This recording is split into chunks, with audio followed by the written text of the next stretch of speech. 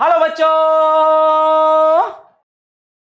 तो कुछ बच्चों के चार पेयर है, चार नहीं मुन्ना, चार नहीं, चार से ज्यादा, ध्यान से देखो, 6 पेयर है। एक क्रिकेटर जब बॉल कैच करता है तो ऐसे हवा में फेंक देता है, थोड़े ऊपर देता है, उसके सर पे तो नहीं कर रही बॉल, तो बॉल ऊपर जाकर वापस नीचे आती है ना। कोई भी चीज है अगर आप ऊपर फेंकते हैं तो अल्टीमेटली वो नीचे आती है, क्योंकि ऑब्जेक्ट को फेंक कर इतना स्पीड बेटा आप गेन नहीं कर सकते। अगर हम इतना स्पीड गेन कर सकते फेंक कर, तो बेटा 2-4 बच्चे में फेंक चुका होता। हेलो प्यारे बच्चों, ग्रेविटेशन के लेक्चर नंबर 2 में आप लोगों का एक बार फिर से स्वागत है। और इस लेक्चर में बेटा हम लोग बात करेंगे gravitational potential energy, gravitational potential and escape speed के बारे में। बहुत इंटरेस्टिंग ये लेक्चर होने वाला है बच्चों, बहुत सारे मजेदार इसके अंदर हमें कॉन्सेप्ट्स को पढ़ना है। तो आइए शुरू करते हैं हमारा आज का लेक्चर नंबर 2। इस लेक्चर को पढ़ने से पहले बेटा एक माइंड मैप पढ़ लेते हैं जो हमने लास्ट लेक्चर में किया था, मतलब जो अभी तक हम पढ़ चुके हैं उसके बारे में। अभी तक मैंने आप लोगों को बेटा ग्रेविटेशनल फोर्स के बारे में बता दिया था और ग्रेविटेशनल फील्ड के बारे में बता दिया था। सारे फॉर्मूले बेटा आपके स्क्रीन के सामने हैं। मैं क्विकली आप लोगों को बता देता हूं कौन कौन से फॉर्मूले हम देख चुके हैं लेक्चर नंबर 1 के अंदर। ये बेटा आपका माइंड मैप है एक तरीके से, और इस तरीके के माइंड मैप बेटा आपको हर एक चैप्टर में बनाते हुए चले जाना है, ठीक है। तो आपके पास बेटा फोर्स है Gm1 m2/r², 2 पॉइंट्स के बीच में लगने वाला फोर्स, G की वैल्यू आपके सामने लिखी हुई है बेटा, ठीक है। उसके बाद हमने ग्रेविटेशनल फील्ड की बात करी थी, किन की वजह से बात की थी हमने बेटा, पॉइंट मास की वजह से बात करी थी, Gm/r² मास की तरफ। रिंग की वजह से बात करी थी Gmx/r² + x² की पावर 3/2, और यहां पर हमने कहा था E is maximum at x = r/√2। फिर हमने बेटा स्फीयर्स की बात करी थी, स्फीयर्स में हमने होलोस्फीयर और सॉलिड स्फीयर की बात करी थी, होलोस्फीयर के इनसाइड पॉइंट और आउटसाइड पॉइंट की बात करी थी। इनसाइड पॉइंट पे हमने कहा था बेटा फील्ड होती है 0, और आउटसाइड पे it behaves like a point mass placed at the centre, Gm/r² ही आपका बनता है ग्रेविटेशनल फील्ड। सॉलिड स्फीयर में अंदर भी फील्ड होती है Gmx/r³ के बराबर, और आउटसाइड भी होती है Gm/r² के बराबर। इसको मैं Gmr ही कह देता हूं बिकॉज हम स्मॉल r लेकर ही चल रहे हैं, कैपिटल X लेकर नहीं चल रहे हैं। तो Gmr/r³ is the field inside and Gm/r² is the field outside, ठीक बेटा। तो इन सब की वजह से फील्ड हम लोगों ने देखी थी। इसके बाद बेटा हम लोगों ने बात करी थी एक्सेलरेशन ड्यू टू ग्रेविटी के बारे में, और इसके अंदर हम लोगों ने सरफेस के ऊपर ग्रेविटी देखी थी Gm/r², m is the mass of the earth, r is the radius of the earth। फिर हमने हाइट पे गए तो हमने कहा कि काफी बड़ी हाइट रहेगी, तो हमारे पास फॉर्मूला आता है हाइट का G/1 + h/r², और स्मॉल हाइट के लिए हम बाइनोमियल अप्रोक्सीमेशन लगाकर लिख सकते हैं G × 1 - 2h/r। सिमिलरली डेप्थ पे जब हम जाते हैं तब कोई अप्रोक्सीमेशन नहीं लगता है, एग्जैक्ट फॉर्मूला आता है G at depth is G × 1 - d/r, और लैटिट्यूड पे घूमने की वजह से G में जो वेरिएशन आते हैं उसकी वैल्यू होती है G - ω²r cos²θ। ये सारी बातें बेटा हमने पिछले लेक्चर में कर ली थी, इनके ऊपर कुछ क्वेश्चन भी हम लोगों ने देख लिए थे। तो बेटा आज की क्लास में हम बात करने वाले हैं अगले टॉपिक की, जिसका नाम है ग्रेविटेशनल पोटेंशियल एनर्जी। अब आप कहेंगे सर ग्रेविटेशनल पोटेंशियल एनर्जी में पता है सर, वो होती है mgh, वो होती है mgh। आपकी बात बिल्कुल ठीक है बेटा, जब तक हमारे पास G यूनिफॉर्म है, जब तक हम छोटी हाइट्स की बात कर रहे हैं, आप पोटेंशियल एनर्जी सिंपली mgh के फॉर्मूले से लिख सकते हो, ठीक है। लेकिन किंतु परंतु यहां पर एक प्रॉब्लम आती है अगर हम बहुत ऊंची हाइट पे चले जाते हैं, ठीक है ना। जब हम बहुत ऊंची हाइट पे या डेप्थ में चले जाते हैं अर्थ के, तो प्रॉब्लम क्या आती है, वहां पर जो पोटेंशियल एनर्जी है mgh से नहीं लिख पाते क्योंकि G वेरिएबल हो जाता है। So you require a proper definition of gravitational potential energy. तो बेटा मैंने वर्क पावर एनर्जी के अंदर पोटेंशियल एनर्जी की जो बेसिक बुनियादी डेफिनेशन है वो मैंने आपको बताई थी, और सभी पोटेंशियल एनर्जी के लिए, चाहे वो ग्रेविटेशनल पोटेंशियल एनर्जी हो, चाहे वो इलेक्ट्रोस्टैटिक पोटेंशियल एनर्जी हो, चाहे वो स्प्रिंग पोटेंशियल एनर्जी हो, सभी पोटेंशियल एनर्जी के लिए बेसिक डेफिनेशन जो मैंने बताई थी वही रहती है। तो क्या डेफिनेशन है बेटा, तो हमने कहा था कि change in potential energy negative of work done by gravitational force होता है। Change in potential energy negative of work done by gravitational field या ग्रेविटेशनल फोर्स होता है इन changing the configuration of the system, ठीक है। तो जब भी सिस्टम का कॉन्फ़िगरेशन चेंज होगा, ग्रेविटेशनल फील्ड जितना काम करेगा वो काम किस में होगा, नेगेटिव ऑफ पोटेंशियल एनर्जी में जाएगा, ठीक है ना। या नेगेटिव ऑफ वर्क डन किसके बराबर होगा, चेंज इन पोटेंशियल एनर्जी। मतलब अगर इंटरनल फोर्सेस पॉजिटिव वर्क करते हैं तो एनर्जी घट जाती है, इसलिए नेगेटिव साइन यहां पर आता है। आई होप यहां तक बात समझ में आपको आ गई होगी। ये वर्क पावर एनर्जी से ही पोटेंशियल एनर्जी की ली गई डेफिनेशन है।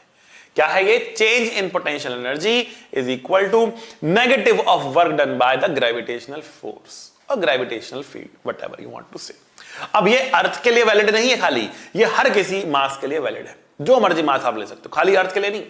अर्थ हो, मून हो, सन हो, या कोई पॉइंट मास क्यों ना हो, कोई एक लाइन क्यों ना हो, एक बोर्ड ले ले, डस्टर ले ले, कुछ भी ले सकते हैं आप। हर किसी के लिए आप इस डेफिनेशन को लगा सकते हैं बेटा, ठीक है ना। ओके, तो सबसे पहले हम बात करेंगे बेटा दो पॉइंट मासेस की ग्रेविटेशनल पोटेंशियल एनर्जी के बारे में, कि दो पॉइंट मास हमारे पास हैं तो उनकी पोटेंशियल एनर्जी क्या होगी, ठीक है ना। फिर 2 से हम 3 पे या 4 पे भी जा सकते हैं, ठीक है। और फिर हम आगे चीजों को लेकर चलेंगे, बट पहले निकालते हैं दो पॉइंट मासेस की पोटेंशियल एनर्जी कितनी होती है, ठीक है। तो gravitational potential energy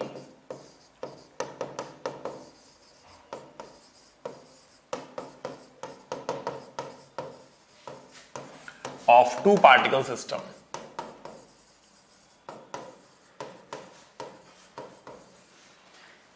gravitational potential energy of two particle system, ठीक है। तो हमने कहा कि लेटर से हमारे पास एक पार्टिकल यहां है, दूसरा पार्टिकल यहां है, इसका मास हमने मान लिया m1 है, इसका मास हमने मान लिया m2 है, ठीक है ना। और लेटर से इसको हम खींच रहे हैं, पहले मान लेते हैं ये r1 पर था और इसको खींचकर हम कहां लेके जा रहे, r2 तक लेके जा रहे, ठीक है।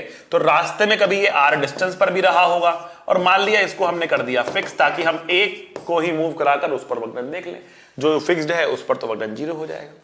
तो जब हम इसको लेकर जा रहे हैं आगे और ये r डिस्टेंस दूर है, तो बेटा जब ये r डिस्टेंस दूर है तो इस पर एक फोर्स लग रहा होगा ना, कितना फोर्स लग रहा होगा इस पर कितना फोर्स लग रहा होगा बेटा, ये इसको खींच रहा है, m1 इसको खींच रहा है, किस फोर्स से, g m1 m2 by r square force से खींच रहा है। अब क्योंकि m1 m2 को अपनी तरफ g m1 m2 by r square force से खींच रहा है, m2 जब आगे बढ़ेगा, dr डिस्टेंस जब ये आगे बढ़ेगा, ठीक है, तो इसके ऊपर जो वर्क डन होगा वो नेगेटिव होगा। क्यों, क्योंकि फोर्स पीछे है गया आगे, फोर्स पीछे है गया आगे। जब फोर्स पीछे है और वो जा आगे रहा है तो वर्क डन क्या होगा बेटा, नेगेटिव वर्क डन हो जाएगा। तो what is the work done by gravitational field, dw कितना होगा, बाय ग्रेविटेशनल फील्ड कितना होगा बेटा, तो बेटा ये होगा नेगेटिव वर्क डन। तो कितना लिखेंगे इसको, नेगेटिव फोर्स कितना बेटा हमारे पास, g m1 m2 by r square, और डिस्प्लेसमेंट कितना है बेटा हमारे पास, डिस्प्लेसमेंट dr है, डिस्प्लेसमेंट dr है। तो फोर्स इनटू डिस्प्लेसमेंट, नेगेटिव क्यों, क्योंकि उल्टे हैं, ठीक है, नेगेटिव क्यों, क्योंकि उल्टे हैं, ठीक है। सो कितना वर्क डन है बेटा ये, इसको हम क्या करेंगे बेटा, इंटीग्रेट करेंगे, हम इसको क्या करेंगे बेटा, हम इंटीग्रेट करेंगे, ठीक है। सो इंटीग्रेशन कहां से कहां तक करनी होगी हमको, we have to do the integration from r1 to r2, r1 से लेकर r2 तक हमें करनी है इसकी इंटीग्रेशन, ठीक है बच्चा। तो यहां पर जो वर्क डन आएगा, वर्क डन बाय ग्रेविटी जो होगा बेटा, वो क्या होगा, चेंज इन पोटेंशियल एनर्जी होगा, ठीक है ना।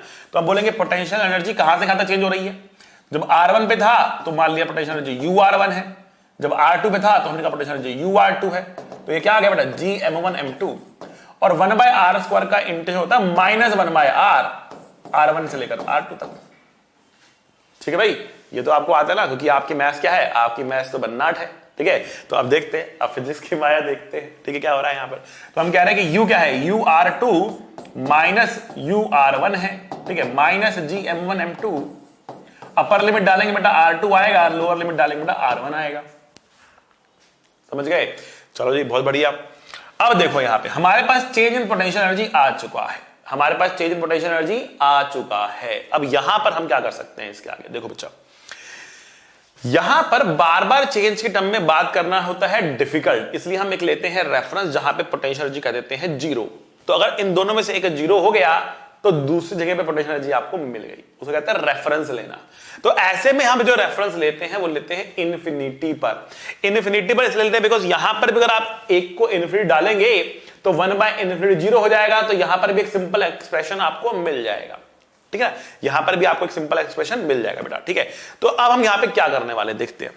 हमने कहा कि हमारे पास दो पॉइंट्स है, एक R1 एक R2, तो हम एक को क्या ले लेंगे, इन्फिनिटी ले लेंगे। तो हमने कहा कि let us say let R1 tends to infinity and potential energy at R1 tends to 0। हमने इन्फिनिटी पे पोटेंशियल एनर्जी कितनी मान ली बेटा, 0 मान ली है। इसको हमने क्या मान लिया है, रेफरेंस मान लिया है।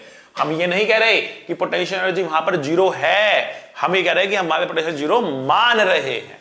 There is a difference, there is a difference. हम ये नहीं कह रहे कि वहां पे पोटेंशियल एनर्जी 0 है, हम ये मान रहे हैं कि वहां पे पोटेंशियल एनर्जी 0 है। तो मान रहे हैं, ठीक है ना, अज्यूम कर रहे हैं, वी आर अज्यूमिंग। अगर वहां पर पोटेंशियल एनर्जी 0 है तो r डिस्टेंस पे पोटेंशियल एनर्जी कितनी है हम जानना चाह रहे हैं, ठीक है ना। तो हमने कहा कि भैया late R2 tends to R, मतलब R2 क्या है, R हो गया, टेंड्स टू इसमें R2 मान लिया। तो पोटेंशियल एनर्जी एट R2 कितना हो जाएगा भैया, उसको आप पोटेंशियल एनर्जी एट R बोल सकते हो, ठीक है। बट उसकी वैल्यू कितनी होगी, तो हमारे पास जो फॉर्मूला आया था ना, वो आया था बेटा कितना, देखते हैं।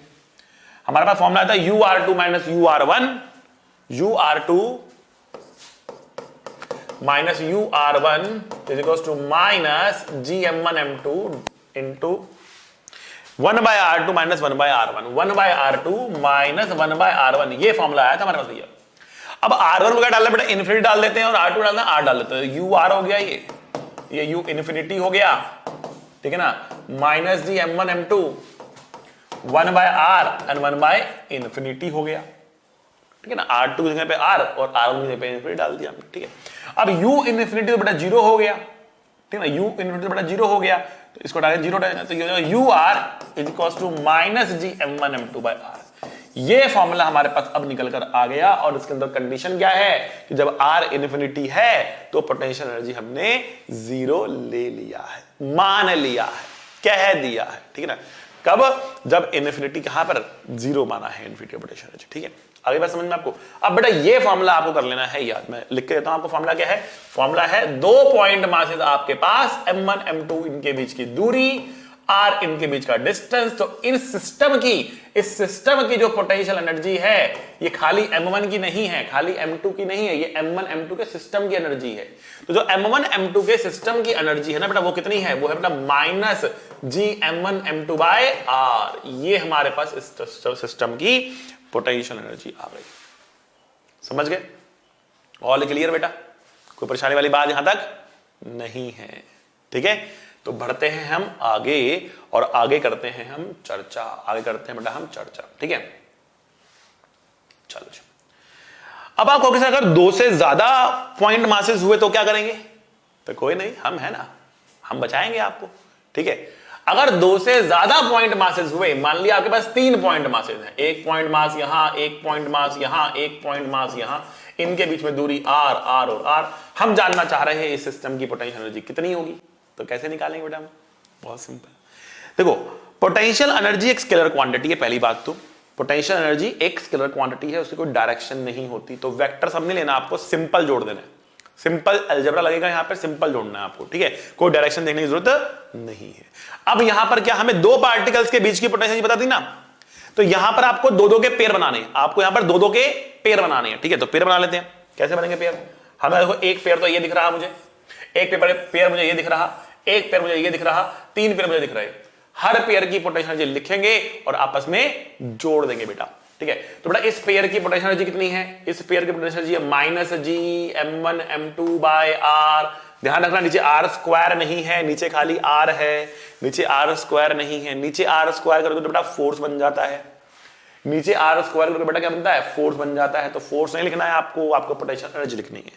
अच्छा इसकी इतनी है, बाकियों की भी इतनी इतनी ही है, इन्होंने क्या गुनाह किया है बेटा, इनकी तो यही है ना भाई, इन्होंने कोई गुनाह ना कर दिया, इनकी भी तो यही आएगी GM1 M2 by R, M1 M2 बराबर है तो GM स्क्वायर बाय R, तो तीनों की बराबर है, तो टोटल पोटेंशियल एनर्जी हो जाएगी बेटा 3 times of minus GM square by R, ठीक है। Total potential energy will be 3 times of minus GM square by R, that is the total potential energy of this system. Clear बेटा, समझ गए, कोई परेशानी वाली बात नहीं है। बढ़े आगे, 3 पार्टिकल के लिए हमने कर लिया, अब 4 के लिए करके देखें, 4 के लिए करके देखें, आओ भैया 4 के लिए करके देखते हैं। 4 के लिए क्या आएगा, हमने माना कि हमारे पास एक स्क्वायर है, साइड लेंथ है, ठीक है, एक पार्टिकल यहां पे, एक पार्टिकल यहां पे, एक पार्टिकल यहां पे, एक पार्टिकल यहां पे। कितने पेयर है बेटा, कितने पेयर है, कितने पेयर है? तो कुछ बच्चे बोलेंगे 4 पेयर है, 4 नहीं मुन्ना, 4 नहीं, 4 से ज्यादा, ध्यान से देखो 6 पेयर है। There are 6 pairs, there are 6 pairs, 6 pairs हमारे पास है, ठीक है ना। और जिनको मैथमेटिक्स बढ़िया आती है वो कह सकते हैं कि यहां पर सर 4C2 पेयर्स है सर यहां पर 4C2 पेयर्स हैं, ठीक है ना। मतलब 4 हमारे पास पार्टिकल्स हैं और उनके 2-2 के पेयर बनाने हैं, 2-2 के कॉम्बिनेशन बनाने हैं, तो 4C2 पेयर्स हमारे पास है यहां पर, ठीक है। तो ये भी कहा जा सकता है। खैर एनीवेज क्लियरली यहां पर दिख रहा है, आपको कोई इतना बड़ा नंबर नहीं मिलेगा कि आप समझ ही ना पाओ। तो एक पेयर ये होगा, एक पेयर ये होगा, एक पेयर ये होगा, एक पेयर, एक पेयर, एक पेयर ये है और एक पेयर ये है। 4 पेयर तो दिख गए, 2 और कौन से बेटा? तो एक पेयर बेटा ये वाला होगा, एक पेयर बेटा ये वाला होगा, सबकी एनर्जी लिख के ऐड कर देंगे। 4 पेयर तो आपस में आइडेंटिकल है, ये पेयर, ये पेयर, ये पेयर, ये पेयर, एच वाले तो आइडेंटिकल ही है ना, तो उनका पोटेंशियल एनर्जी क्या लिखोगे बेटा? 4 टाइम्स लिखोगे, किसके? -gm² के लिखोगे। यहां तो कोई परेशानी वाली बात नहीं होनी चाहिए। अब जो कॉर्नर पे बैठे हैं, डायगोनली अपोजिट कॉर्नर पे बैठे हैं, उनके बीच का डिस्टेंस कितना है? कितना है भैया? √2a डिस्टेंस है, और ऐसे कितने हैं? 2 हैं। तो कितना पोटेंशियल लिखेंगे बेटा? आप लिखेंगे 2 टाइम्स -gm²/√2a। समझे?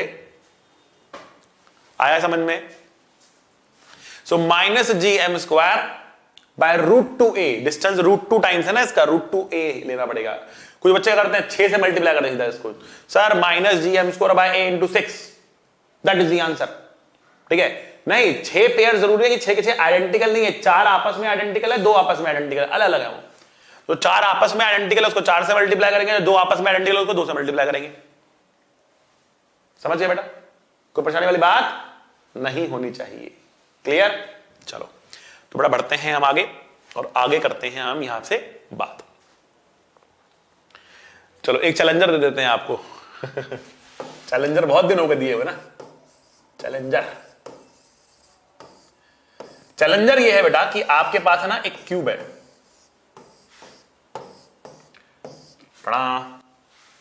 एक क्यूब है, ठीक है। अब जो ये क्यूब है ना, एक पार्टिकल यहां मास m, एक पार्टिकल यहां मास m, एक पार्टिकल यहां मास m, एक पार्टिकल यहां मास m, एक पार्टिकल यहां मास m, एक पार्टिकल यहां मास m, एक पार्टिकल यहां मास m, एक पार्टिकल यहां मास m, ठीक। तो आपको बताना क्या है बेटा? आपको बताना है find first number of pairs. जिसने पहला पार्ट निकाल लिया ना, उसके लिए सेकंड पार्ट निकालना बड़ा आसान है, बट पहले पार्ट में ही बच्चे कर देते हैं गलती, ठीक है। तो ध्यान से करना है आपको। आपसे पूछा गया नंबर ऑफ पेयर्स कितने हैं, यहां पर ये निकालना है पहली चीज। दूसरी चीज, सेकंड पॉइंट, सेकंड क्या निकालना है आपको बेटा? Potential energy of system. इस सिस्टम की पोटेंशियल एनर्जी आपको निकाल देनी है बेटा, इस सिस्टम की पोटेंशियल एनर्जी आपको निकाल देनी है। तो ये 2 चीजें हैं बेटा, निकालिए, कमेंट करिए अपने आंसर्स को, ठीक है। अपने आंसर्स को बेटा कमेंट करिए, ठीक है। और इसका सॉल्यूशन, इसका आंसर जो है वो आपको कमेंट के अंदर ही डिस्कस करके मिल जाएगा, ठीक है। Okay, so number of pairs and potential energy of the system, ये 2 बातें आपको निकालनी है बेटा। ओके, समझ गए? चलो बढ़ते आगे। चलिए, ग्रेविटेशनल पोटेंशियल एनर्जी हमें समझ में आ गई सर, ठीक है। अब हम क्या करें? अब हम निकालने वाले हैं बेटा ग्रेविटेशनल पोटेंशियल। ग्रेविटेशनल पोटेंशियल की हम लोग बात करेंगे। एनसीईआरटी ने हालांकि केवल ग्रेविटेशनल फील्ड के बारे में बात करके छोड़ दिया है, उसने बहुत ज्यादा पोटेंशियल के बारे में चर्चा नहीं करी है, लेकिन कॉन्सेप्ट्स के पॉइंट ऑफ व्यू से हमें ग्रेविटेशनल पोटेंशियल भी पढ़ना चाहिए, क्योंकि इससे बहुत सारी चीजें हमारी और क्लियर होती हैं। लेकिन जब हम जाएंगे इलेक्ट्रोस्टैटिक्स 12th क्लास के पहले चैप्टर के अंदर, सेकंड चैप्टर के अंदर इनफैक्ट, ठीक है, तो वहां पर हमें ग्रेविटेशनल पोटेंशियल को, इलेक्ट्रोस्टैटिक पोटेंशियल को बहुत डिटेल में पढ़ना है। तो यहां पे थोड़ा पढ़ के रखेंगे ना, तो वहां पर थोड़ा सा और आसान हो जाएगा। बट वहां पर मैं आपको और भी सारी बातें बताऊंगा, और बहुत सारी बातें बताऊंगा, ठीक है ना। बट फिलहाल बेसिक बातें करने वाले हम यहाँ पर, बेसिक बातें करने वाले। तो यहां पर क्या हो रहा है? हम कह रहे हैं कि देखो हमारे पास क्या है, ये एक ऑब्जेक्ट है, इसका मास कुछ मास m मान लिया, इसको हम कह रहे हैं ये सोर्स मास है। क्या है? सोर्स मास है। सोर्स मास क्या करता है बेटा? ये किसी भी पॉइंट पर 2 चीजें पैदा करता है। एक होता है बेटा फील्ड और दूसरी होती है बेटा पोटेंशियल, ठीक है।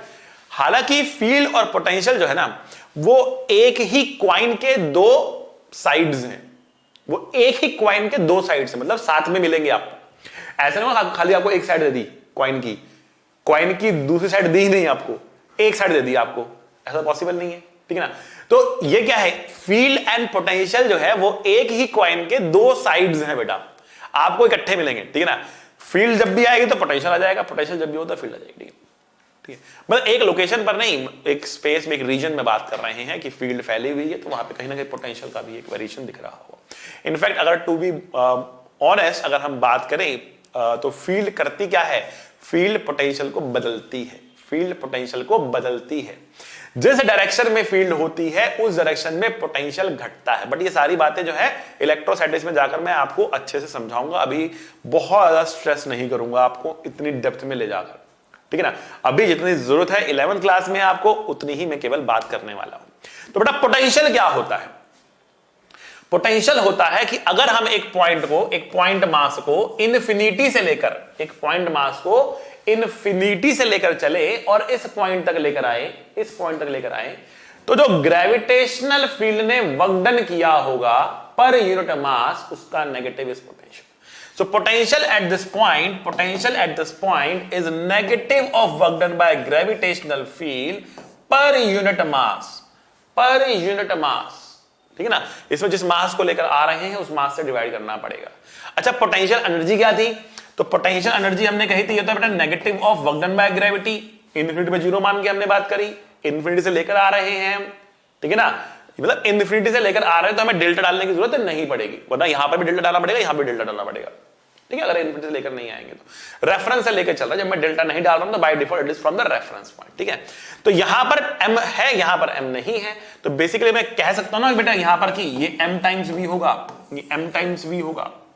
क्या मतलब है बेटा इसका मतलब बहुत सिंपल सा है, इसका मतलब बहुत सिंपल सा है कि अगर मैंने यहां पर एक m0 मास रख दिया तो इस m0 और इस m का जो पोटेंशियल एनर्जी होगा ना वो होगा m0 इंटू v, बेटा वो होगा m0 इंटू v के बराबर, ठीक है। So potential energy will be m0 into v के बराबर हो जाएगा।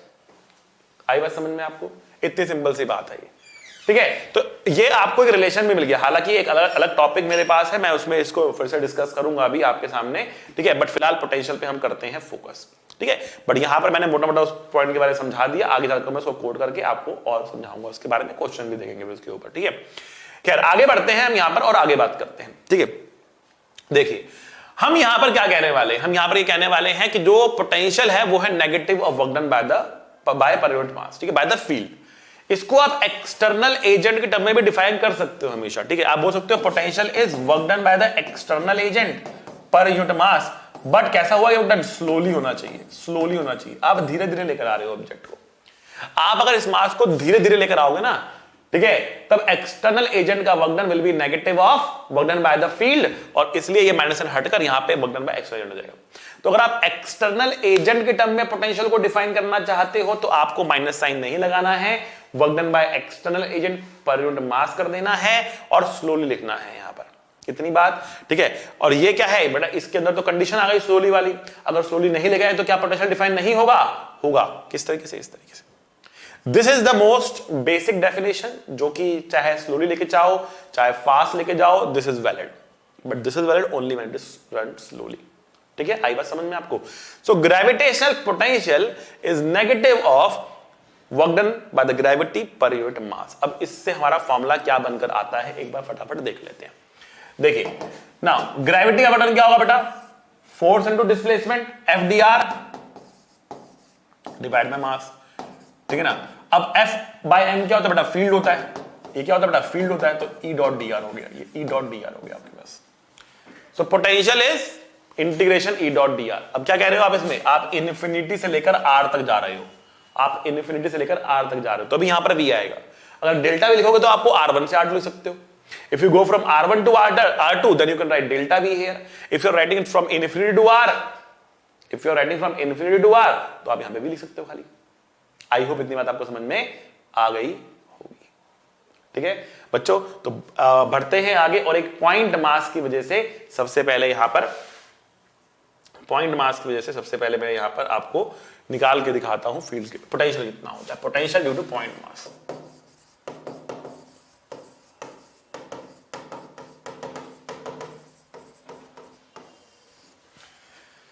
Potential due to point mass. आइए, suppose we have a point mass here और हम यहां से r डिस्टेंस दूर पोटेंशियल निकालना चाह रहे, ठीक है ना। तो हमने कहा कि देखो पोटेंशियल का जो फॉर्मूला आता है वो आता है कि अगर हम इन्फिनिटी से लेकर r तक चलें, इन्फिनिटी से लेकर r तक चलें and then e dot D R कर दे, e डॉट डी आर कर दे। आ रही बात समझ में? तो कितना होता है बेटा e का फॉर्मूला कितना होता है पॉइंट मास की वजह से, बताओ मुझे क्या होता है बेटा? ये होता है g m by R square, but field होती है इस डायरेक्शन में, डी आर होता है इस डायरेक्शन में, फील्ड होती है इधर, डी आर होता है इधर। आप जाओ किधर से किधर उससे बेटर नहीं है, बट डी आर हमेशा आप आर के बढ़ते हुए डायरेक्शन में लोगे, डी आर हमेशा आप आर के बढ़ते हुए डायरेक्शन में लोगे। भले ही आप जा रहे हो इन्फिनिटी से आगे तक, उससे फर्क नहीं पड़ता, ठीक है, वरना डी आर अपने आप में नेगेटिव हो जाएगा तो आपको साइन का प्रॉब्लम हो जाएगा, ठीक है। तो क्या होगा? D R into cos 180, cos co dot product है ना, कॉस 180। अब कॉस 180 जो होता है ना ये खुद नेगेटिव होता है, ठीक है। तो अब यहां पर क्या आएगा बेटा? तो जीएम बाहर आया, 1 बाय आर स्क्वायर का इंटीग्रेशन बेटा -1 बाय आर होता है, तो -1 बाय आर कर दिया यहां पर, इनफिनिटी से लेकर आर तक लिख दिया हमने यहां पर। तो GM -1 by R -1 by infinity, 1 by infinity होकर बेटा 0, तो -gm बाय आर हमारा आंसर आ गया, -gm बाय आर हमारा आंसर आ गया, ठीक है। तो पोटेंशियल एक पॉइंट मास की वजह से होता है -gm बाय आर के बराबर, इसको आपको करना है अच्छे से याद। मैं यहां लिख देता हूं बेटा, अगर पॉइंट मास m है, r डिस्टेंस दूर, पोटेंशियल कितना है? ये है -gm बाय आर। समझ गए? अब आप लोग अगर हमारे पास 2 पॉइंट मासेस हुए तो if we have 2 point masses then कोई दिक्कत वाली बात नहीं है। देखो बेटा m1 m2 हमारे पास है, कोई आपको कहे भैया सेंटर पे पोटेंशियल बता दो कितना होगा, तो आप कहोगे बेटा ये डिस्टेंस r/2 है, ये डिस्टेंस r/2 है, तो आप कहोगे m1 की वजह से यहां जो पोटेंशियल पैदा होगा वो होगा Vm1, m2 की वजह से जहां जो पोटेंशियल पैदा होगा बेटा वो होगा Vm2। और पोटेंशियल कैसी क्वांटिटी है? पोटेंशियल कैसी क्वांटिटी है? स्केलर क्वांटिटी अगेन, ठीक ना, क्योंकि ये स्केलर क्वांटिटी है, क्योंकि ये स्केलर क्वांटिटी है इसीलिए हम इसको सिंपली ऐड कर सकते हैं। अच्छा बेटा पोटेंशियल का यूनिट क्या होगा? तो मैंने कहा पोटेंशियल क्या है? पोटेंशियल है work done per unit mass ही तो है, तो बेटा ये जूल्स पर केजी रहेगा, जूल्स पर केजी रहेगा। डायमेंशनली बात की जाए तो, यूनिट टर्म से बात की जाए तो जूल्स पर केजी हो गया ये आपके पास। आई बात समझ में आपको? कुछ और नहीं बल्कि क्या है? जूल्स पर केजी है। वर्क डन तो बेटा जूल्स में देखा जाता है और मास से डिवाइड कर दिया तो जूल्स पर केजी हो गया ये, ठीक है। अच्छा जी, तो पोटेंशियल ऑफ m1 कितना होगा सेंटर पे? तो बेटा पोटेंशियल होगा -gm1 bye r/2 potential m2 का कितना होगा बेटा? -gm2 बाय r/2, ठीक है। 2 और 2 ऊपर जाएगा बेटा, क्या आएगा? -2gm1 bye r -2gm2 bye r, ठीक है। तो -2g कॉमन आ गया, r भी कॉमन आ गया, m1 प्लस m2 अंदर आ गया, that is the potential at the centre. Centre पे आने वाला पोटेंशियल बेटा ये हो चुका। सिंपल, बहुत सिंपल है बेटा, डरने का नहीं, घबराने का नहीं, ठीक है ना, एकदम सिंपल सी बात है, करते चले जाओ, आंसर ऐसे चुटकियों में निकलते चले जाएंगे, ठीक है ना। तो जो बता रहा हूं बस उसको फॉलो करो। पोटेंशियल स्केलर क्वांटिटी है, दोनों के से लिखो और जोड़ दो। फॉर्मूला क्या लगाना है? -gm by r, -gm by r formula लगाना है और निकल जाएगा आंसर आपका, ठीक है। अगली बात समझ में? चलो अब आगे बढ़ते हैं और बात करते हैं बेटा पोटेंशियल ड्यू टू रिंग की। पोटेंशियल ड्यू टू रिंग की बात करते हैं। पोटेंशियल ड्यू टू रिंग की बात करते हैं। तो हमने कहा कि मान लिया हमारे पास ये रिंग है, इसका मास m है, रेडियस r है इसका, ठीक है। x डिस्टेंस दूर, यहां पे पोटेंशियल बता देना है, ठीक है। तो बेटा रिंग क्या है? रिंग भी तो पॉइंट मासेस से मिलकर बनी है ना, तो हम क्या कहेंगे बेटा? यहां पर देखो, हम कहेंगे हमने यहां पर एक छोटा सा यहां पे मास ले लिया dm मास का। भाई कितना दूर है ये? कितना दूर है यहां से? ये पाइथागोरस लगा देंगे ना, तो लगाओ पाइथागोरस, लगाओ। ये √r² + x² होगा, √r² + x² होगा। तो इसे dm की वजह से यहां पे पोटेंशियल कितना आएगा भैया? dv बोल देते हैं इसको। कितना पोटेंशियल होगा? ये होगा बेटा g × dm -g × dm divide by r, -gm by r होगा ना, तो -gm बाय r, r कितना लेंगे बेटा? √r² + x² लेंगे। बहुत शानदार। अब पूरी रिंग की वजह से हमें इंटीग्रेट करना पड़ेगा ना पूरी रिंग पे, पूरी रिंग की वजह से मैं पूरी रिंग पे इंटीग्रेट करना पड़ेगा, ठीक है ना। अच्छा जी, अब पूरी रिंग पे हम करते हैं इसको इंटीग्रेट। अब रिंग पे अगर मैं अलग अलग अलग पॉइंट चुनता हूं, रिंग पे अगर मैं अलग अलग अलग पॉइंट चुनता हूं तो क्या सेंटर से दूरी बदलेगी? रिंग के ऊपर अलग अलग पॉइंट चूज करने पर क्या सेंटर से दूरी बदलेगी? नहीं बदलेगी ना। तो सेंटर की दूरी x तो फिक्स हो गया, r फिक्स है, x फिक्स है, ठीक है, g फिक्स है, सब फिक्स है आपके पास। तो minus G divide by under root of R square plus X square आ गया, इंटीग्रेशन डीएम बच गया। इंटीग्रेशन डीएम क्या होगा बेटा? पूरी रिंग का मास। तो क्या बोलेंगे? Minus GM by under root of R square plus X square बोलेंगे बेटा। ये आपके पास पूरी रिंग का पोटेंशियल आ गया। अब अगर मैं आपसे पूछूं भैया सेंटर पे कितना पोटेंशियल होगा, सेंटर पे कितना पोटेंशियल होगा, what is the potential at the centre? ओहो, अब प्रॉब्लम क्या होती है, बच्चा जहां पर सेंटर सुनता है वहां जीरो, उसके दिमाग में सेंटर का मतलब जीरो ही होता है। बेटा सेंटर जीरो नहीं होता, सेंटर ओ होता है, ठीक है। तो सेंटर्स का नाम सुनते ही वहां पर जीरो लगा देना गलत है। यहां पर भी बेटा सेंटर पे पोटेंशियल जीरो नहीं होगा, सेंटर पे पोटेंशियल जीरो नहीं होगा। तो कितना होगा सर? देखो बड़ी, सेंटर पे x जीरो होगा, x को जीरो करना पड़ेगा सेंटर पे आने के लिए। तो अगर आप सेंटर पे x को जीरो करते हो तो v की वैल्यू कितनी आएगी बेटा? तो v की वैल्यू आ रही है minus G M by R, minus G M by R. ये है बेटा सेंटर पोटेंशियल। ध्यान रखना इस बात को। सबसे बड़ी गलती बच्चे ये करते हैं कि सेंटर पे पोटेंशियल जीरो लेकर क्वेश्चन को कर देते हैं सॉल्व और सब हो जाता है खराब, ठीक है ना, सब खराब हो जाता है बेटा, ठीक है। तो ऐसी गलती नहीं करनी है भूल कर भी। सेंटर मतलब जीरो नहीं होता, सेंटर पे पोटेंशियल जीरो नहीं होता। सेंटर पे पोटेंशियल जीरो लिया तो बेटा आप हीरो से जीरो बन जाओगे। तो ध्यान रखना है बेटा इसको। चलो बढ़ते हैं हम आगे। तो रिंग हो गया बेटा। अब बात करते हैं हम किसकी बात करेंगे? स्फीयर्स की, ठीक है।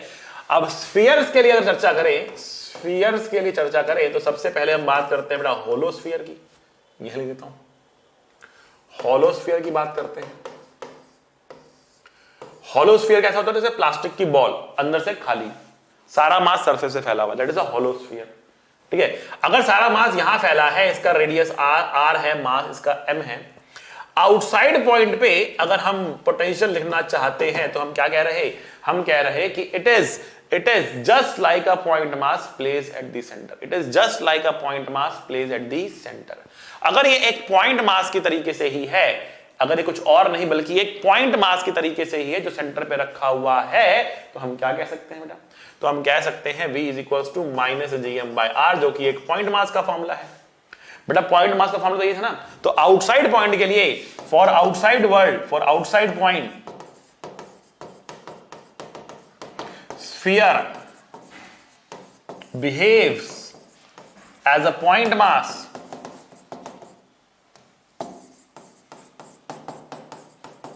placed at the center। Outside point के लिए sphere behaves as a point mass placed at the centre.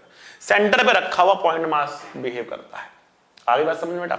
बहुत शानदार, बहुत मजेदार। आगे बढ़ते हैं बेटा। इनसाइड पॉइंट की बात कर लेते हैं। यहां पर कितना पोटेंशियल होगा भैया?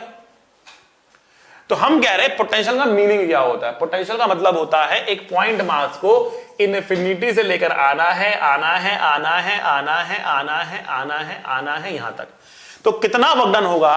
फील्ड के द्वारा, ठीक है। अब देखो, आपको पता है स्फीयर के अंदर तो फील्ड होती ही नहीं, होलोस्फीयर के अंदर फील्ड तो है ही नहीं, यहां तो फील्ड तो बेटा जीरो है, ठीक है। तो अगर आप एक बार स्फीयर के अंदर घुस गए, यहां पर आ गए, यहां पर फील्ड है ही नहीं, तो अब क्या आगे आने पे कोई वर्क डन हो रहा है फील्ड के द्वारा? कोई वर्क डन नहीं हो रहा। जो भी मेहनत करनी पड़ रही है, जो भी वर्क डन करना पड़ रहा है, वो पॉइंट मास को यहां से लेकर यहां से लेकर यहां से लेकर सरफेस तक लगाने के लिए करना पड़ रहा है, क्योंकि यहां पर फील्ड है, यहां पर फील्ड है, लेकिन इसके आगे फील्ड नहीं है। तो जितना भी पोटेंशियल सरफेस तक है, उतना ही पोटेंशियल अंदर हर एक पॉइंट पर होगा। अंदर फील्ड नहीं तो पोटेंशियल बदलेगा नहीं। फील्ड नहीं तो इसका मतलब ये नहीं कि पोटेंशियल नहीं है। फील्ड नहीं तो इसका मतलब ये नहीं कि पोटेंशियल नहीं है। पोटेंशियल चेंज नहीं हो रहा, ठीक है ना। तो एक कॉइन के दो पहलू तो है, बट एक पहलू जीरो है, वहां पर मिल रहा है वो, लेकिन जीरो मिल रहा है, ठीक है। आएगा समझ में आपको? ओके, ठीक है। तो हम कह रहे हैं कि यहां पर अंदर आने पर पोटेंशियल चेंज हो नहीं रहा, अंदर हर एक पॉइंट पर पोटेंशियल क्या है, कांस्टेंट है। कितना है, जो सरफेस पर है। अब सरफेस पे कितना है, सरफेस पे तो भैया ये है कितना, -GM/R बेटा, ये है सरफेस पर। अगर सरफेस पर ये है तो अंदर हर एक पॉइंट पर इतना ही है, मतलब V इनसाइड कुछ और नहीं बल्कि -GM/R ही है। सेंटर पर भी अगर आप कहें तो बेटा -GM/R ही है।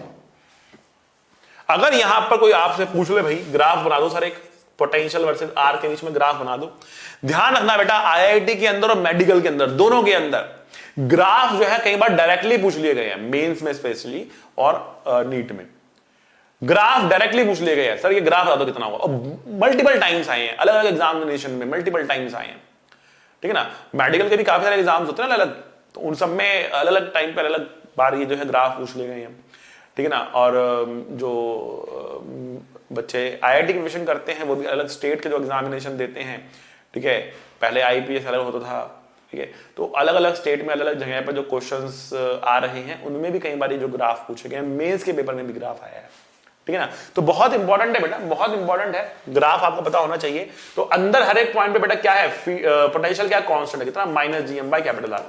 कब तक बेटा कांस्टेंट बना हुआ है, कैपिटल आर तक। उसके बाद क्या हो रहा है बेटा, पोटेंशियल बढ़ रहा है, ये घट नहीं रहा, ये बढ़ रहा है, और बढ़ते बढ़ते अल्टीमेटली कहां पहुंच रहा है, जीरो पे पहुंच रहा है, बढ़ते बढ़ते जीरो पे पहुंच रहा है ना, सुना, बढ़ते बढ़ते बढ़ते पोटेंशियल कहां पहुंच रहा है, जीरो पे पहुंच रहा है।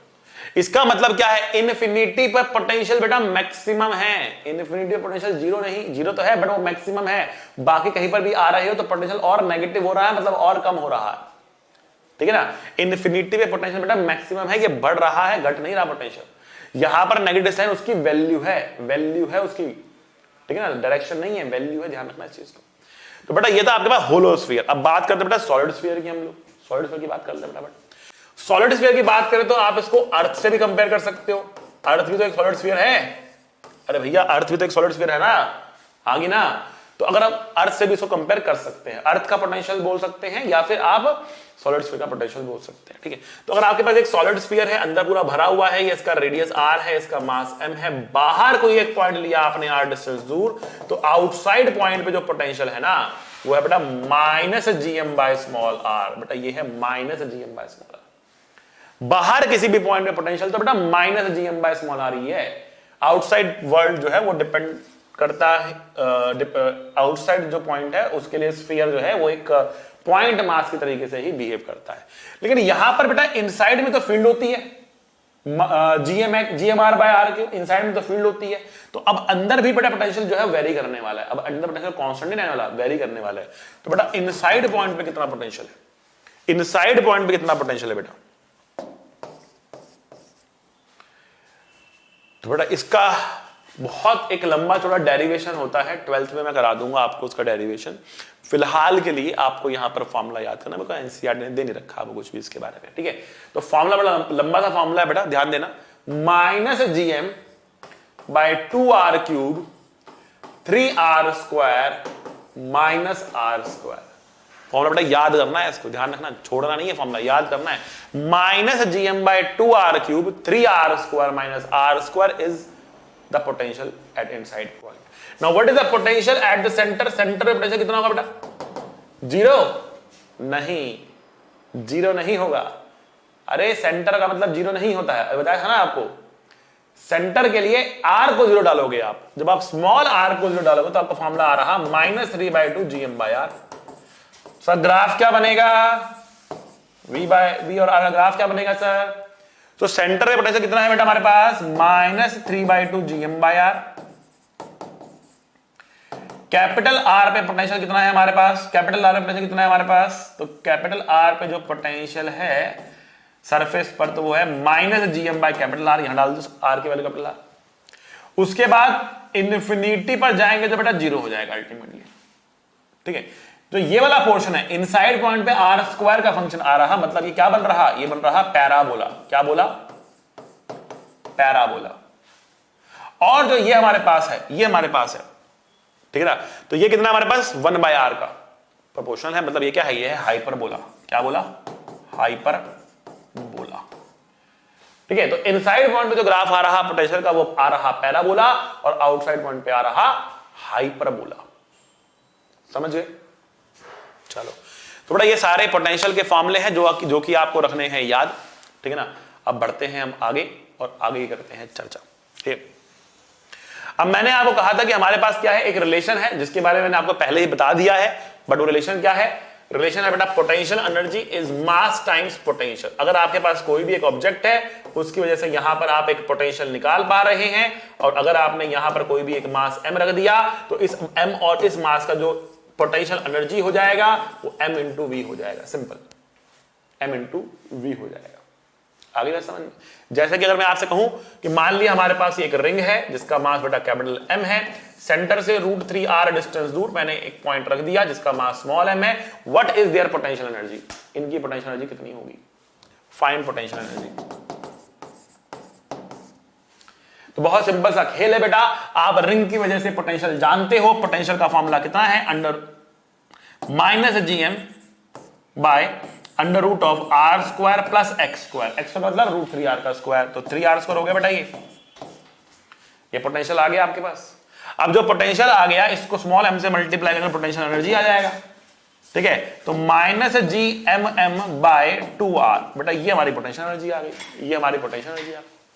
आई बात समझ में आपको? इस तरीके से बेटा हम पोटेंशियल एनर्जी लिख सकते हैं। ये बहुत ही इंपॉर्टेंट कॉन्सेप्ट है, इसके ऊपर अब आगे चीजें हम देखने वाले हैं। ठीक है बच्चों, चलो, तो अब हमारे पास अगला कॉन्सेप्ट आ गया है एस्केप वेलोसिटी का। क्या मतलब बेटा इसका? इसका मतलब है मिनिमम रफ्तार, मिनिमम स्पीड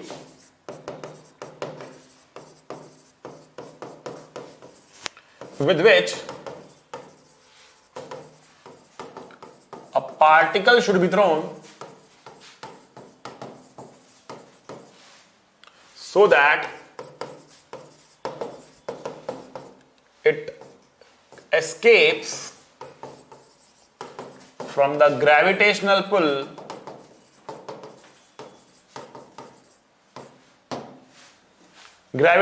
से वो एस्केप कर जाए, मतलब कहां पहुंच जाए, उससे बहुत बहुत बहुत बहुत दूर निकल जाए, वापस लौट कर ना आए। अगर वो वापस लौट कर नहीं आ रहा है तो वो एस्केप हो गया है।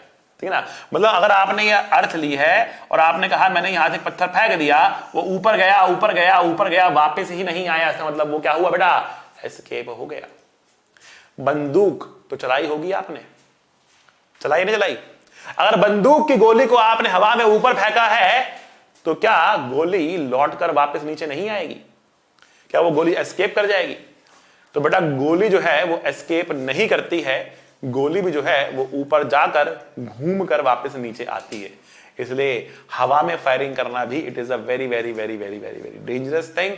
सो कभी फायर नहीं भी किया है तो कभी करना भी नहीं है। ठीक है ना, हवा में फायर करना is also very very dangerous. Although air resistance is going to slow it down, उसकी कुछ एनर्जी जो है वो खींच लेगा एयर रेजिस्टेंस, लेकिन still it is going to be dangerous, वो चोट पहुंचा सकता है।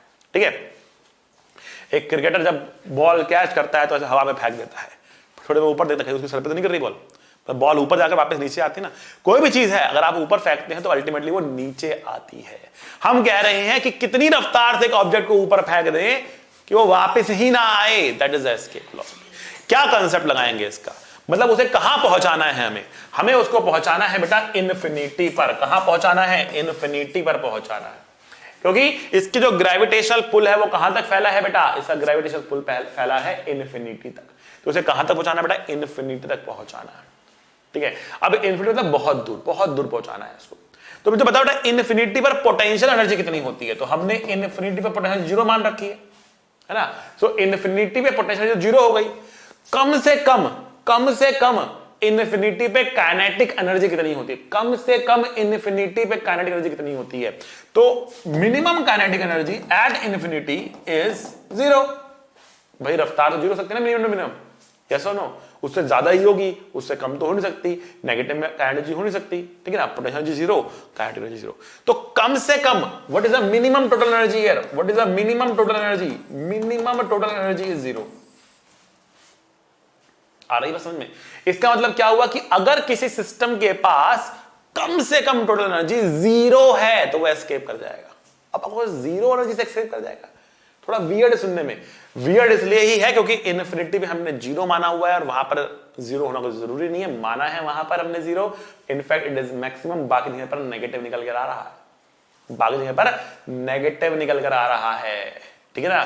तो इसलिए आपको सुनने में वियर्ड लग रहा है, बट कोई दिक्कत वाली बात नहीं है, मान के चलो फॉर्मूले में सारी चीजें अपने आप ही सेट बैठ जाती है, ठीक है। क्या कह रहा हूं कि अगर किसी ऑब्जेक्ट को एस्केप कराना है, उसकी कम से कम काइनेटिक, उसकी कम से कम एनर्जी कितनी होनी चाहिए, जीरो होनी चाहिए। अगर उसकी एनर्जी जीरो या उससे ज्यादा है तो वह एस्केप कर जाएगा। एस्केप वेलोसिटी क्योंकि मिनिमम रफ्तार है तो उसके लिए हम मिनिमम एनर्जी जीरो लेकर चलेंगे। तो जब भी क्वेश्चन में एस्केप स्पीड या एस्केप वेलोसिटी आपसे पूछेंगे, आपको कॉन्सेप्ट क्या यूज करना है, आपको टोटल एनर्जी को कर देना है बेटा शून्य। अगर टोटल एनर्जी आपने शून्य कर दी तो बेटा वो एस्केप कर जाएगा। आइए देखते हैं, एस्केप करा के देखते हैं अर्थ के सरफेस से कि क्या होता है। आओ, तो मान लिया बेटा ये हमारी अर्थ है, सुंदर सी हमारी अर्थ है। यहां से एक पार्टिकल हमने लिया, इसको हमने फेंक दिया, कुछ ट्यूट एंगल फेंक दिया पार्टिकल को। पार्टिकल का मास हमारे पास m है, इसकी रफ्तार हमने u एस्केप दे दी। तो इसकी टोटल एनर्जी कितनी लिखी जाएगी बेटा, बताओ मुझे, टोटल एनर्जी कितनी लिखी जाएगी। आप कहोगे काइनेटिक एनर्जी है half mv square, kinetic energy है हाफ mv स्क्वायर, v कितना है हमारे पास बेटा, तो बेटा ये है u एस्केप का स्क्वायर। पोटेंशियल एनर्जी कितनी है, तो आप बोलोगे minus G M M by R, ये हमारी पोटेंशियल एनर्जी है बेटा, क्योंकि ये कहां कितनी दूरी बैठा है सेंटर से, आर दूरी बैठा है ना। कैसे निकाला आपने सर ये पोटेंशियल एनर्जी, तो स्फीयर वाले केस में तो सिंपल ही है, चाहे तो उसको एक पॉइंट मास मान लो, दो पॉइंट मास के बीच की एनर्जी निकाल सकते हो। नहीं तो दूसरा तरीका क्या है आपके पास, दूसरा तरीका आपके पास ये है कि यहां पर पोटेंशियल निकाल लो। What is the potential here, it is minus GM by R. इस पोटेंशियल को आप मल्टीप्लाई कर दो इस मास से तो आपको मिल जाएगी पोटेंशियल एनर्जी, ठीक है। तो आपके पास क्या है, माइनस जीएम बाय आर आ गया ना पोटेंशियल एनर्जी, और टोटल एनर्जी को कर दिया शून्य, m और m मर गया, तो u एस्केप आ गया under root of 2gm by R. अरे वाह। एक और तरीके से इसे किया जाता है डिनोट, कैसे करते हैं बेटा, इसको अगर मैं r और r से मल्टीप्लाई और डिवाइड कर दूं कोई फर्क नहीं पड़ेगा। अरे ऊपर भी मल्टीप्लाई किया r, नीचे भी मल्टीप्लाई किया r बाय r तो 1 हो गया ना, कोई फर्क नहीं पड़ा।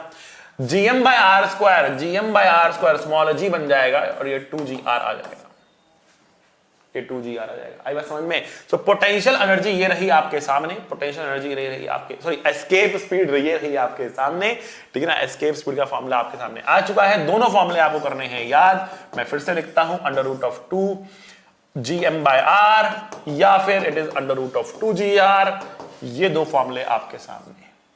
इसको आप चाहो तो डेंसिटी के टर्म में भी लिख सकते हो, आप मास को रिप्लेस कर सकते हो डेंसिटी इनटू वॉल्यूम से कभी भी, और डेंसिटी के टर्म में भी अपने फॉर्मूले को निकाल सकते हो। रेशो लेने के लिए आ सकता है आपको, दो प्लैनेट्स के ऊपर आपसे पूछ सकते हैं भैया क्या रेशो रहेगा, ठीक है ना, कितना कितना रेशो रहेगा, ठीक है। आपको हो सकता है मून का डेटा दे दे, मून पर बोले कि जी जो है वो g/6 है, रेडियस का भी एक रेशो दे दे, अर्थ के कंपैरिजन में इतना रेडियस है, ठीक है ना। अब मुझे बताओ कि वहां पे एस्केप स्पीड कितनी होगी, ठीक है। अच्छा मुझे बताओ कि अर्थ के सरफेस पर तो बेटा एटमॉस्फेयर है, मून के सरफेस से एटमॉस्फेयर नहीं है, ठीक है ना। एक जोक सा आता है ना कि भैया दो एस्ट्रोनॉट गए, वो आपस में बात कर रहे हैं मून के ऊपर चल के, ठीक है। अब मून में बात कैसे करेंगे, बात कर नहीं सकते, they don't have the atmosphere, right, they don't have the atmosphere, so they can not talk with each other, ठीक है।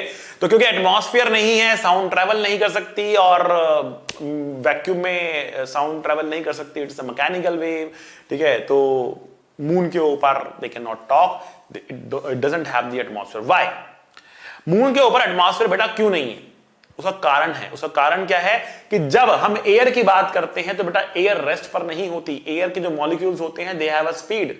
अगर टी टेंपरेचर है तो उनकी जो एवरेज स्पीड होती है, जो टी अगर टेंपरेचर है तो एवरेज स्पीड जो होती है ना, वी एवरेज, ठीक है, तो बेटा ये होती है under root 8RT by pi M. पढ़ाऊंगा मैं आपको अभी आगे चल के, 8RT बाय पाई एम, ये उनकी एवरेज स्पीड होती है मॉलिक्यूल्स की। अगर ये रफ्तार उनके मॉलिक्यूल्स की है तो क्या ये मॉलिक्यूल एस्केप करेंगे, डिपेंड करता है कि वो जो एस्केप स्पीड है वहां उस प्लैनेट की जो एस्केप स्पीड है उससे ज्यादा है कि कम है। अगर इनकी जो ये रफ्तार है ये एस्केप से ज्यादा होगा तो एस्केप कर जाएगा। तो मून के ऊपर एस्केप स्पीड हो जाती है कम, क्योंकि उसका जी और आर दोनों ही होते हैं कम। बट अर्थ के ऊपर कितना एस्केप स्पीड पहले देख लेते हैं। तो अर्थ के ऊपर अगर आप ये अर्थ का जी और अर्थ का आर डालते हो और सॉल्व करते हो उसको, radius of earth is 6400 kilometre. उसको मीटर में कन्वर्ट करेंगे ना, मीटर में कन्वर्ट करेंगे ना, तो मीटर में कन्वर्ट कर दिया हमने, ठीक है ना। तो ये हमारे पास फॉर्मूला आ रहा। तो देखो कितने जीरो वाले बाहर, 1 zero, 2 zero, 3 zero, 4 zero, 5 zero, 6 zero. तो 6 जीरो बाहर निकाल लेते हैं और 64 का रूट 8 बाहर निकाल लेते हैं। तो मुझे दिख रहा है कि 8√2 और 10 की पावर 3 मीटर पर सेकंड, तो किलोमीटर पर सेकंड बन गया। और 8√2 करेंगे सॉल्व इसको, कितना आएगा? 11.2 किलोमीटर पर सेकंड। ये हमारा आंसर आ रहा, 11.2 किलोमीटर एक सेकंड के अंदर, एक सेकंड के अंदर 11.2 किलोमीटर। आपका स्कूल आपके घर से कितना दूर है बेटा? 2, 4, 5, 10, 15 किलोमीटर दूर है ना। एक सेकंड में बेटा 11 किलोमीटर दूर खटाक पहुंच गए, तुरंत पहुंच गए। इतना तेज कम से कम फेंक कर तो आप स्पीड गेन नहीं कर सकते। किसी भी ऑब्जेक्ट को फेंक कर इतना स्पीड बेटा आप गेन नहीं कर सकते। अगर हम इतना स्पीड गेन कर सकते फेंक कर, तो बेटा 2-4 बच्चे में फेंक चुका होता। एस्केप, वापिस नहीं आए, bye bye. I don't like your face, तू फेंक दिया। ठीक है, तो ऐसा तो हम कर नहीं रहे ना। तो किसी भी ऑब्जेक्ट को फेंक कर हम ये जो रफ्तार है वो गेन कर नहीं सकते, इसलिए फेंक कर हम ऑब्जेक्ट्स को एस्केप करा नहीं सकते, ठीक है ना। तो रॉकेट कैसे एस्केप करते हैं? रॉकेट के पास they have a continuous propulsion system. उसको एक बार किसी ने फेंक नहीं दिया, ये नहीं कि हल्का है उठा के उसने फेंक दिया उसको और वो चला गया अपने टाटा बाय बाय, ठीक है ना, लॉन्च हो गया अपने आप। Rocket has a continuous propulsion system, जो कंटिन्यूअसली उसमें अंदर पीछे से फ्यूल बर्न होता है और आग निकल रही होती है ना, उसकी वजह से वो आगे बढ़ रहा होता है। It has a continuous propulsion system, ठीक है। बट फेंक कर स्पीड गेन करना is very very very very very very very difficult, ठीक है। 11.2 किलोमीटर पर second is a huge speed.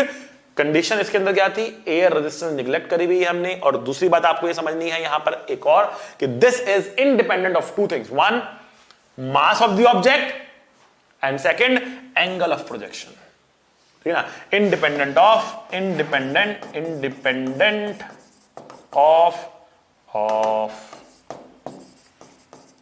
Mass of the object and angle theta. समझ गए बेटा? क्लियर है? चलो शाबाश। तो बेटा आज हमने ये सारी बातें करी हैं, बहुत सारी इंपॉर्टेंट बातें हमने आज की क्लास में डिस्कस कर ली हैं, ठीक है। आज का जो हमारा माइंड मैप है ये रहा आपके सामने। मैं थोड़ा साइड हटता हूं, आप स्क्रीनशॉट ले सकते हैं इसका। इस तरीके के माइंड मैप बेटा आपको खुद बनाने हैं, खुद अपने हाथ से बनाइए। मैंने आपको बनाकर दिखा दिए हैं, अब आपको समझ में आ गया होगा how to make the mind maps easily, ठीक है ना। तो आज के लिए इतना ही काफी है। मिलेंगे अगली क्लास में, तब तक बेटा पढ़ते रहिए, मुस्कुराते रहिए, be a good human being. See you, tata, bye bye. पढ़ाई करते रहें, ऑल द वेरी बेस्ट।